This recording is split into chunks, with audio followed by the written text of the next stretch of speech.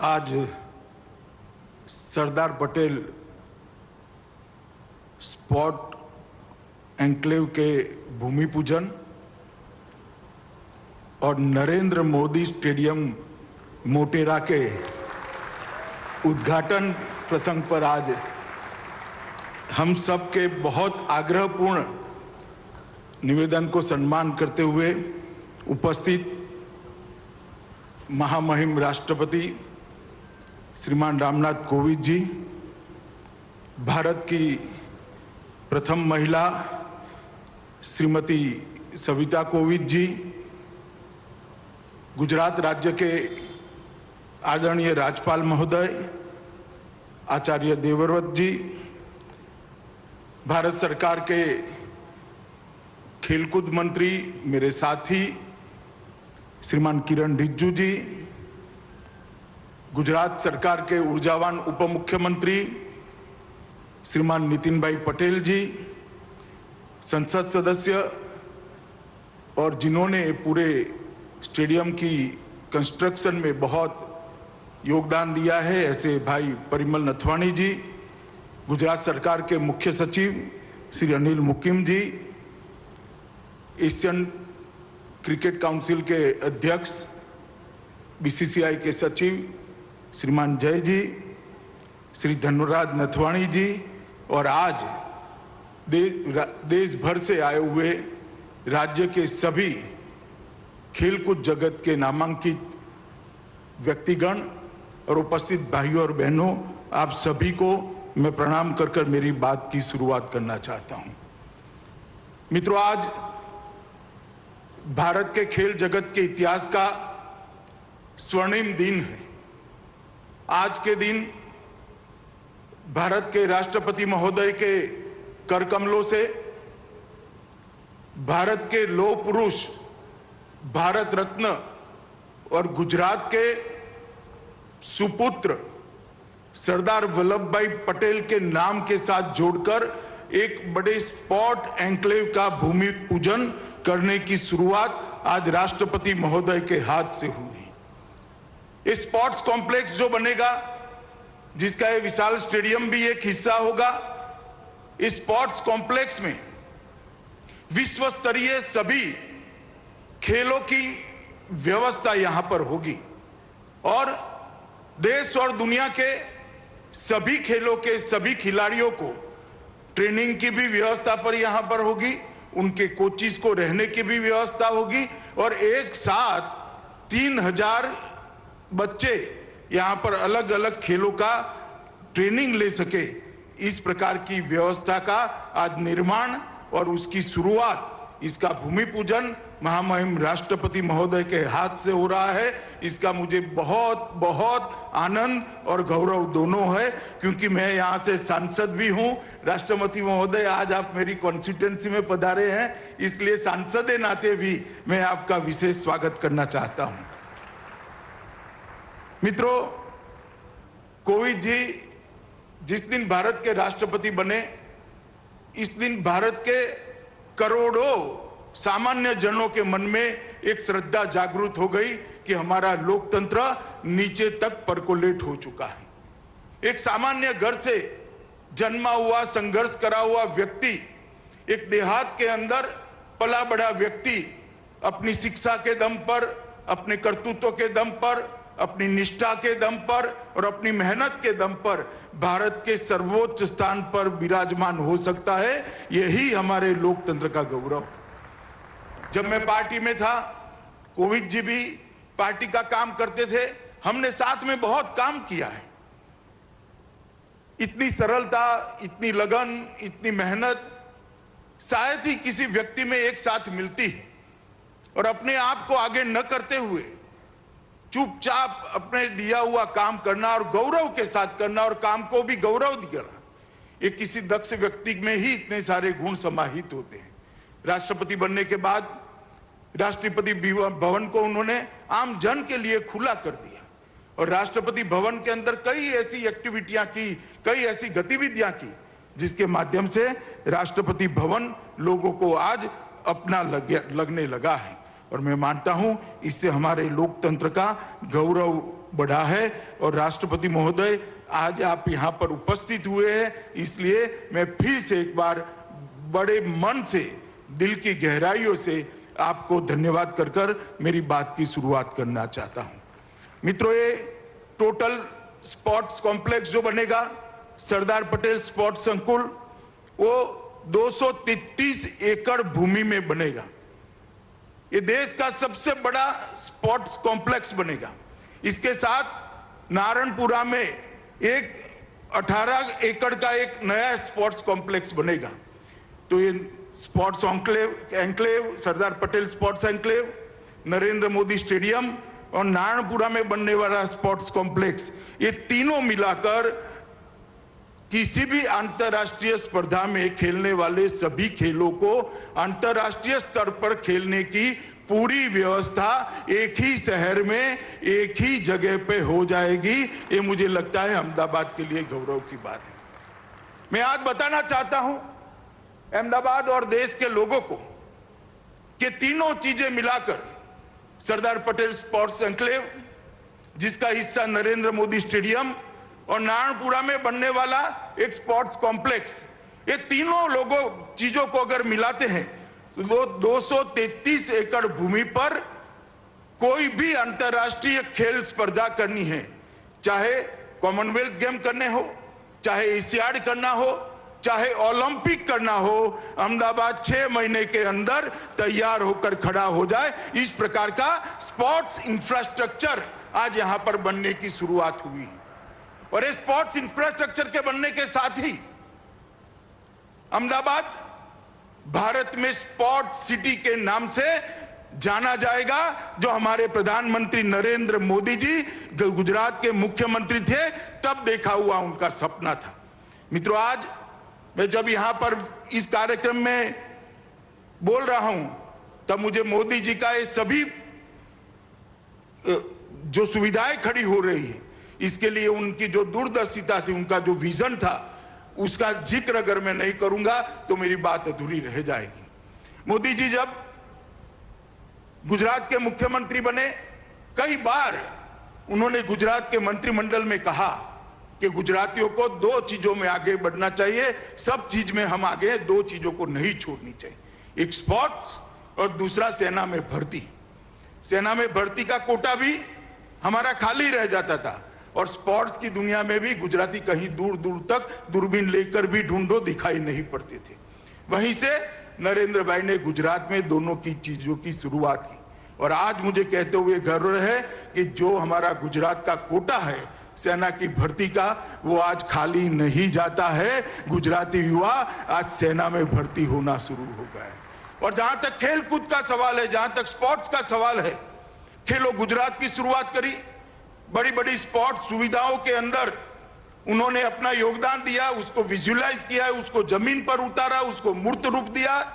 Gujarat cricket association के अत्यंत व्यस्त होने के बावजूद मैं ही आग्रह करने गया था, हम सबके आग्रह का सम्मान करते हुए वो उसके अध्यक्ष बने और एक विजन से क्रिकेट का पैसा सिर्फ क्रिकेट में न रहे, सारे खेलकूद को, सारे स्पोर्ट जगत को नर्सिंग करने का काम करें। इस विजन के साथ इन्होंने इसकी दूरदर्शिता के साथ उसी वक्त प्लानिंग की थी।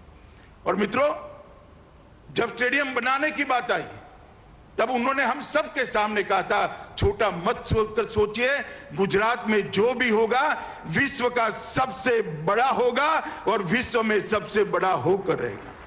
और जब ये स्टेडियम बना और जब कैपेसिटी तराश की गई, 1,32,000 दर्शक साथ में बैठकर क्रिकेट की मैच का लुत्फ उठा पाए, इस प्रकार का स्टेडियम श्री नरेंद्र मोदी के नाम से आज राष्ट्रपति महोदय ने अपने कर कमलों से उद्घाटित किया है, जो न केवल दुनिया का सबसे बड़ा क्रिकेट स्टेडियम है, दुनिया का सबसे बड़ा स्पोर्ट्स स्टेडियम है, जिसका नाम आज हमने हमारे देश के प्रधानमंत्री नरेंद्र मोदी जी के नाम से रखा है।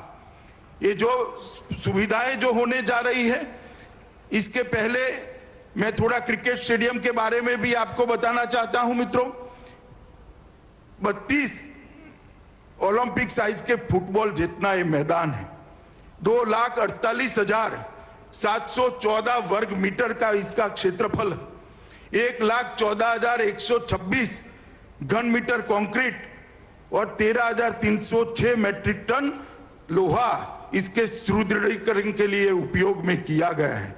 मित्रों, इसको सभी दृष्टि से संपूर्ण स्टेडियम बनाने का जीसीए की टीम ने प्रयास किया है और मैं आज उनको कहना भी चाहता हूं कि आपका प्रयास सफल प्रयास है।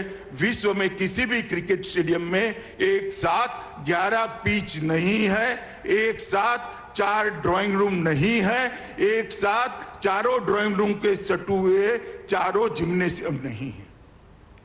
एक दिन में 2 मैच भी करने हैं तो स्टेडियम कर सकता है और इसके साथ पूरी अत्याधुनिक सब सॉइल जल निकासी प्रणाली भी बनाई है। बारिश आती है तो कितनी भी बारिश हो, आधे घंटे में मैच डिस्टर्ब करे बगैर आगे का खेल बारिश रुकते ही हम शुरू कर सकते हैं। इस प्रकार का करा है।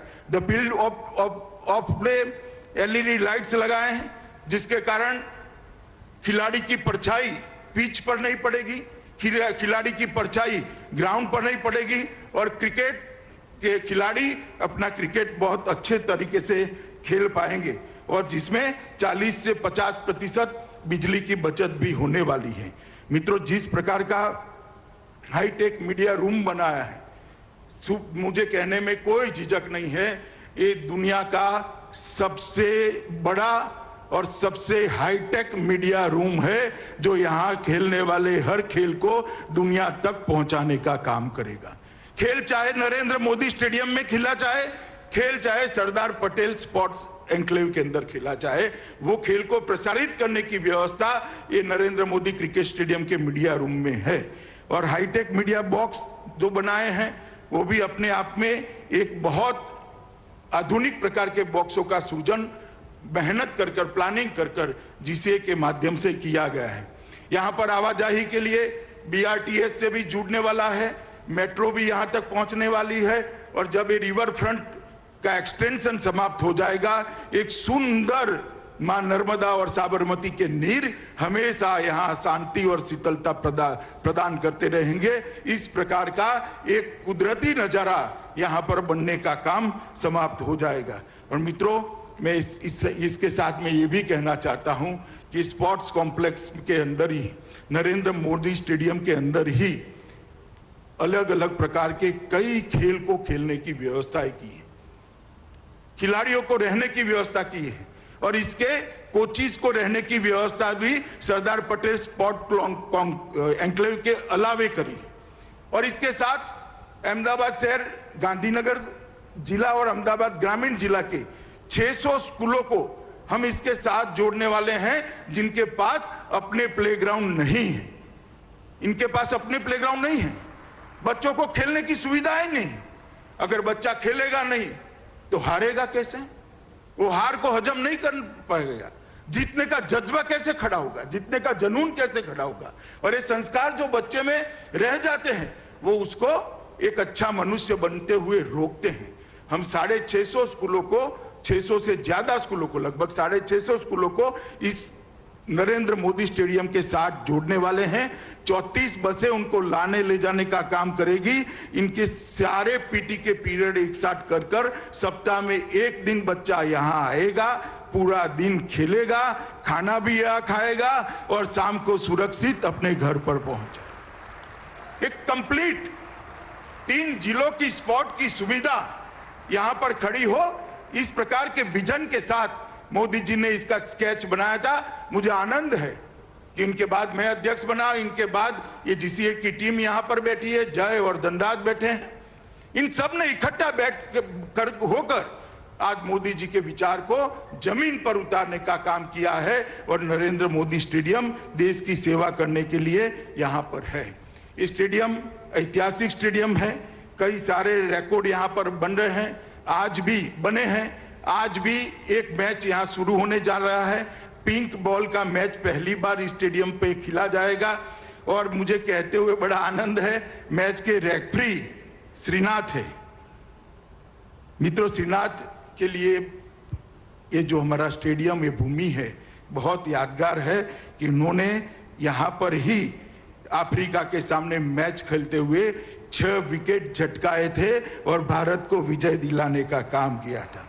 इसी ग्राउंड पर 10 साल के बाद कपिल देव ने रिचर्ड हेडली का 431 विकेट लेने का वर्ल्ड रिकॉर्ड को तोड़कर भारत को वर्ल्ड रिकॉर्ड की तालिका में डालने का काम कपिल देव ने इसी भूमि पर किया था। और इसी भूमि पर सुनील गावस्कर ने पाकिस्तान के खिलाफ खेलते हुए अपने 10,000 रन समाप्त करे थे।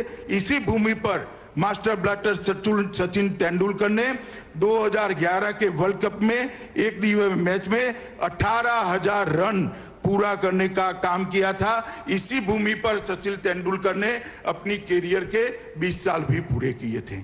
मित्रों, चेतेश्वर पुजारा भी यहाँ पर डबल सेंचुरी लगा रहे हैं, आज भी खेल रहे हैं। मैं तो आशा करता हूं कि आज उसको वो रिपीट करें और भारत को विजय दिलाएं। मित्रों, मैंने आप सभी को नरेंद्र मोदी स्टेडियम की बात करी, मगर नरेंद्र मोदी स्टेडियम स्वयं जिसका एक अंग है, ऐसा सरदार वल्लभ भाई पटेल स्पोर्ट एन्क्लेव का भी आज महामहिम ने भूमि पूजन किया है। मित्रों, सरदार पटेल स्पोर्ट्स एन्क्लेव एक बहुत महत्वाकांक्षी प्रोजेक्ट है। आज हमारे देश को जरूरत है कि अंतर्राष्ट्रीय स्पर्धाओं के अंदर हमारे बच्चे दिखाई पड़े। जब अंतर्राष्ट्रीय खेल स्पर्धाओं की तालिका बने, हमारे बच्चों के नाम पर कई सारे मेडल्स हो, मगर वो ऐसे ही नहीं होता है।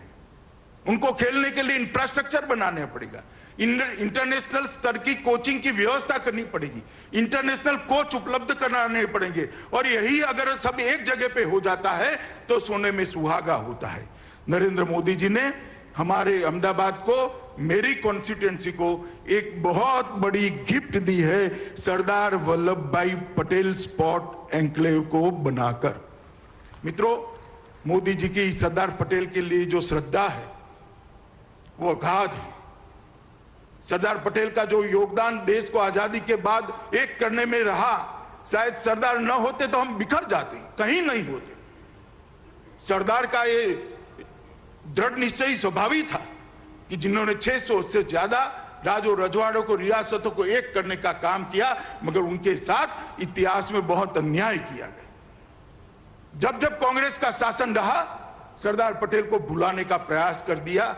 उस नरेंद्र मोदी जी ने ऐसी व्यवस्था की, कोई कितनी वर्षों शासन करे, सरदार को कभी भुला न पाए, युगों युगों तक सरदार का नाम अमर हो जाए। उन्होंने केवड़िया में दुनिया का सबसे बड़ा स्टैच्यू गुजरात के सुपुत्र और देश के लौह पुरुष सरदार पटेल के नाम पर बनाकर आज ताजमहल से ज्यादा लोग सरदार पटेल के वो स्टैच्यू को देखने आते हैं, स्टैच्यू ऑफ यूनिटी को देखते हैं। ये जवाब है उन लोगों को जो अपने परिवार के साथ सिमटे हैं।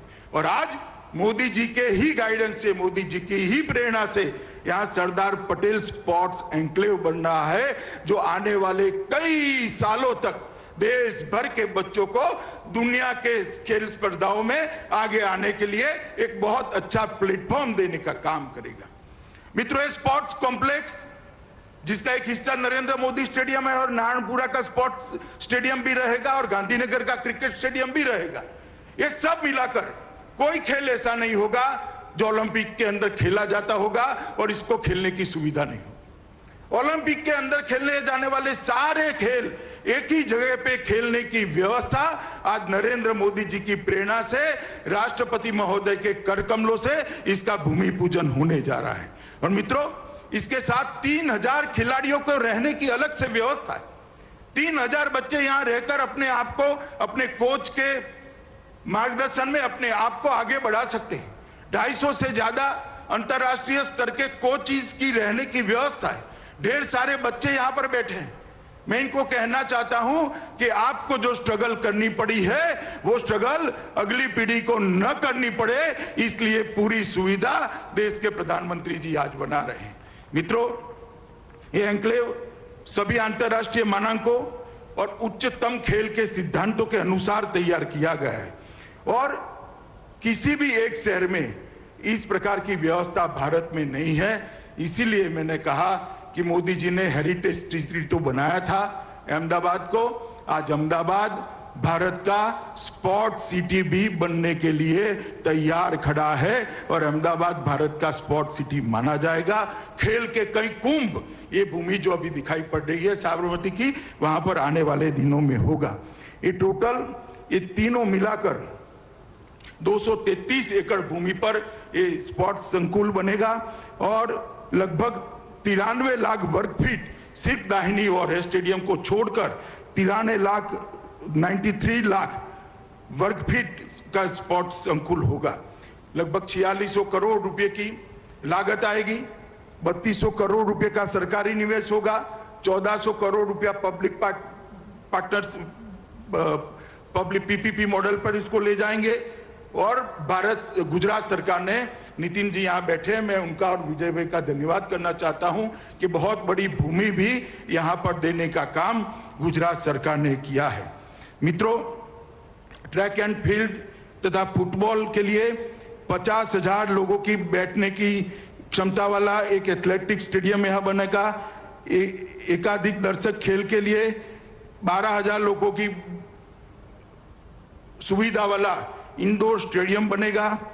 एक और इंडोर स्टेडियम बनेगा जिसके अंदर 15,000 लोग बैठ पाएंगे और 15,000 लोगों की बैठने की क्षमता वाला एक हॉकी स्टेडियम भी बनेगा। जैसे आज यहाँ नरेंद्र मोदी क्रिकेट स्टेडियम का नामकरण हुआ है, महामहिम के नाम से ही हॉकी के जादूगर ध्यानचंद जी के नाम से वो हॉकी स्टेडियम का भी भूमि पूजन आज ही महामहिम के हाथों से पूरा हुआ है। ये सारे तीनों सुविधाएं होकर कुल मिलाकर 20 स्टेडियम बनेंगे स्पोर्ट्स के बढ़ावा देने के लिए, स्पोर्ट की सुविधा को आगे बढ़ाने के लिए और दूरदर्शिता के साथ खिलाड़ियों को खेलने की व्यवस्था करने के लिए। और जो खिलाड़ियों ने देश को अंतर्राष्ट्रीय स्तर पर नामना दिलाई है, वो सभी के नाम पर ये हर एक स्टेडियम का नामकरण किया जाएगा, जिससे कि खेल को बढ़ावा देने वालों को भी प्रेरणा मिलेगी, खेल के कोचिज को भी प्रेरणा मिलेगी और खेलने वालों को भी प्रेरणा मिलेगी। एक तरफ से ये बहुत कंप्लीट स्पोर्ट संकुल बनने जा रहा है। यहाँ पर लगभग 3,000 अपार्टमेंट्स बनेंगे जिसमें 12,500 बच्चे रह पाएंगे। 3,000 अपार्टमेंट और 12,500 बच्चे एक साथ यहाँ पर कोचिंग कर पाए, इस प्रकार की व्यवस्था की है। 250 कोच बनेंगे, लगभग 12,000 कार और 35,000 टू व्हीलर्स के पार्किंग की व्यवस्था भी यहाँ पर होनी है और मेट्रो भी आगे बढ़ेगी तब यहाँ तक पहुंच जाएगी। एक प्रकार से एक शहर के अंदर शहर को जोड़ने का, स्पोर्ट्स कॉम्प्लेक्स के जोड़ने का, सरदार पटेल स्पोर्ट एन्क्लेव से जोड़ने का एक बहुत अच्छा इंफ्रास्ट्रक्चर भी आगे बढ़ने जा रहा है।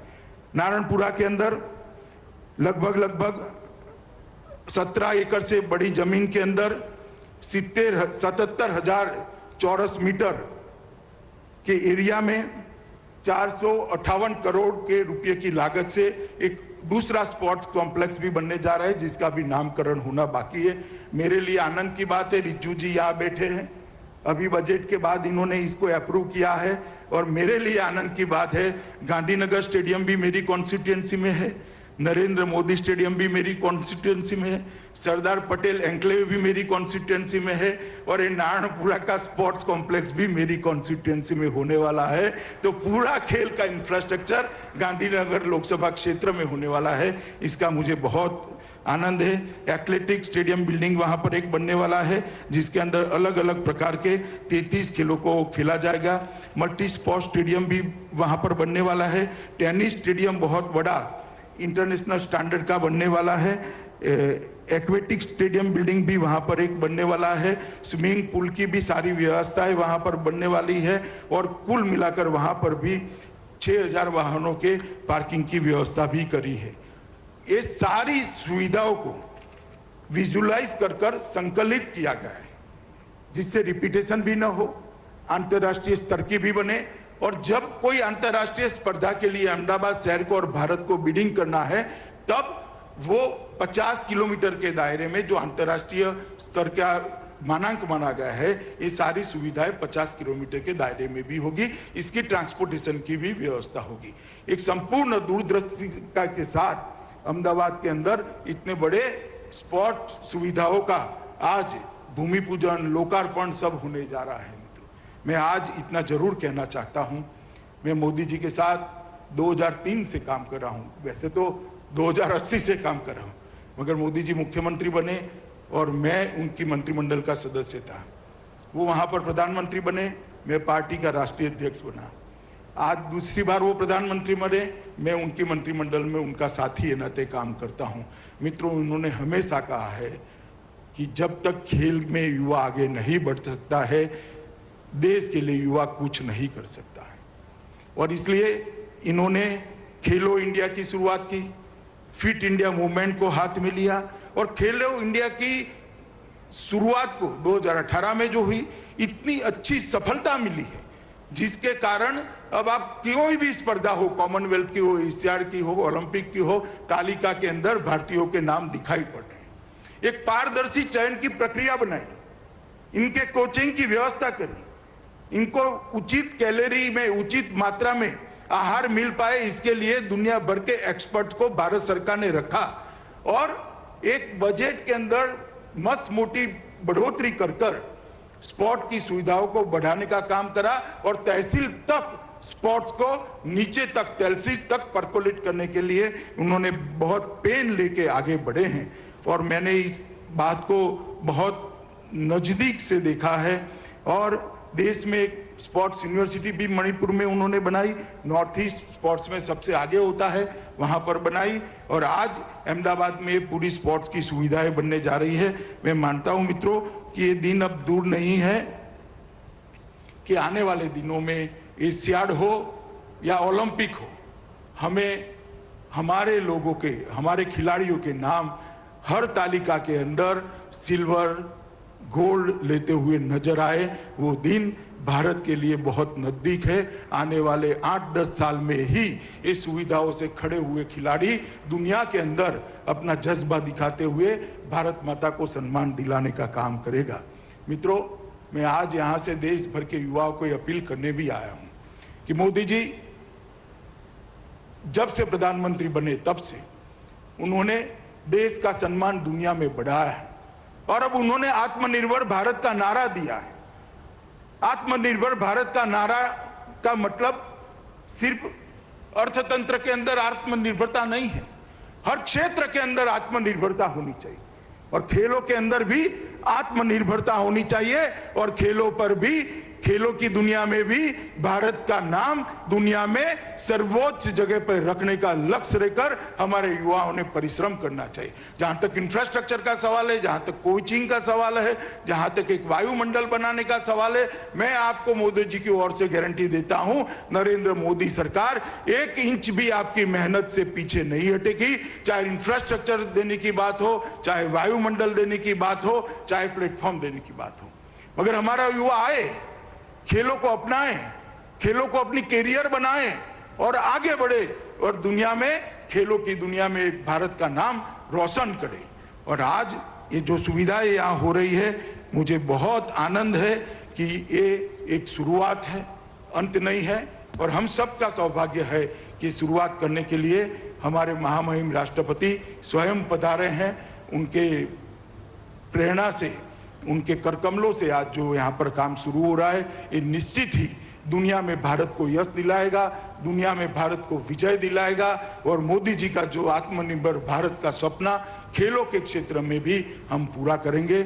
मित्रों, फिर से एक बार अहमदाबाद के सभी लोगों को और देश भर के खिलाड़ियों और खेल प्रेमियों को सरदार पटेल स्पोर्ट्स एन्क्लेव और नरेंद्र मोदी स्टेडियम, जो विश्व का सबसे बड़ा स्टेडियम है, इसके लिए मैं हृदय पूर्वक की सबको शुभकामनाएं भी देता हूं और खिलाड़ियों को बहुत बहुत बधाई देता हूं। और जो 650 स्कूलों के बच्चे यहां खेलने आने वाले हैं, उनके माँ बाप, उनके अभिभावकों को भी मैं अपील करना चाहता हूं कि बच्चे को मैदान में खेलने दीजिएगा, मिट्टी के अंदर छोड़िएगा, तभी जाकर वो सफल नागरिक बन पाएंगे।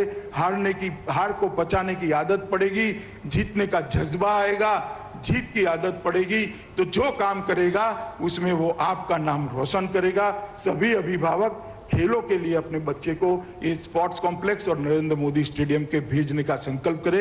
यही अभ्यर्थना के साथ मैं फिर से एक बार महामहिम को मेरी ओर से धन्यवाद करते हुए मेरी बात को समाप्त करता हूं। भारत माता की जय।